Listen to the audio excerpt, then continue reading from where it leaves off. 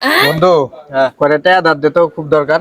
হারাম বিল্লাহ কইতাছি, একটা টাকাও আমার কাছে নাই ভাই, 4 আনা পয়সাও নাই। জোর বেটা এমন করস কে? করে টাকা তো চাইছি। এটাই তো বললাম, থাকলে সেন দিব, না থাকলে করতেন দিব না। থাক বেটা, অনেক দরকার ছিল। তাহলে যা থাক। ঠিক আছে। ঠিক আছে। এই বন্ধু দাঁড়া। কি হইছে রে বন্ধু? শিয়ামের কাছে করে টাকা চাইলাম, হালাই কয় যে ও নাকি ফকির হয়ে গেছে। তো আমি ফকির হয়েছি, ও ফকির হয়েছে। আরে বেটা টেয়া কেমনে বাই করা লাগে ওটা আমার জানা আছে, ল দিহি আমার লগে আয়।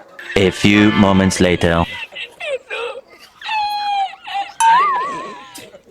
তোরা আবার বুঝলাম না বুঝলি।